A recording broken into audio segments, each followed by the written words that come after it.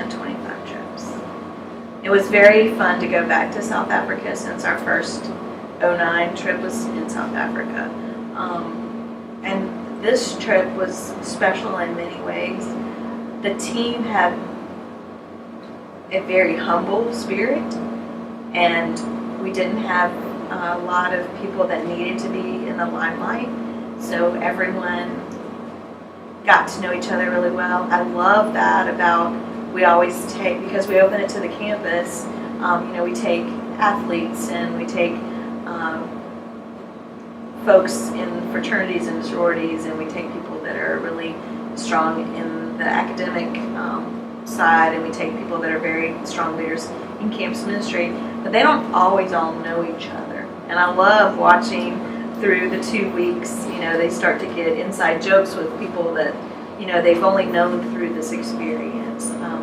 It's like a little microcosm of the university. The first program I had, 4 students came, and the only remnant of anything was the gospel choir.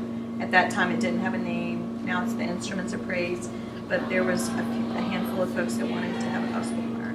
So we started my first week, and I kept asking what our relationship with missions was, and there really wasn't.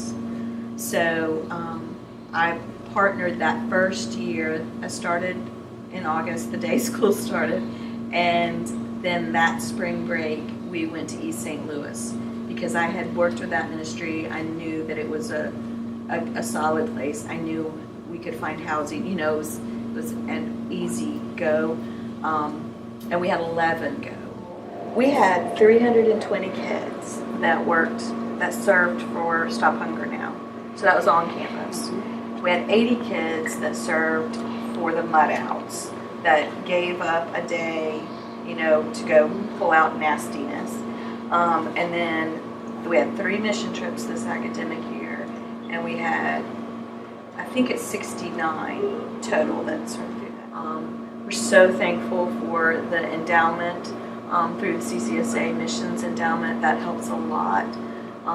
But we're not to the point where we can, we're doing as much as we can and would love to do more. We have always said, with Drew Phillips and I, that we want to get where we have so many trips that, the two of us can be leading something simultaneously. I am constantly telling our students that our greatest way to show people that God loves them is if we love each other, because you see it. I wish I could bottle every experience for everyone to see.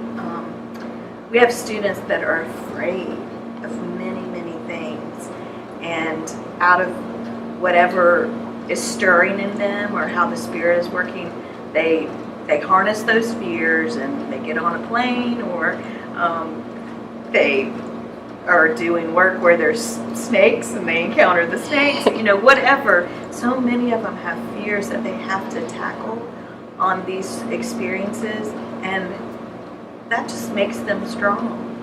Makes them strong in a way that only faith can really, make that fear go away. But also our students tap into, seems like a part of God's heart. And when you hold a baby that was abandoned, that was thrown away, and they are alive and beautiful and healthy, and you get the joy of playing with them and praying over them, it breaks your heart in a beautiful way, because every time your heart breaks, it enlarges. But those folks kind of start to grow roots in your heart. And I think because of that, you see the world differently, you see people differently, you see possibilities differently. And I think that's what's happening to our students.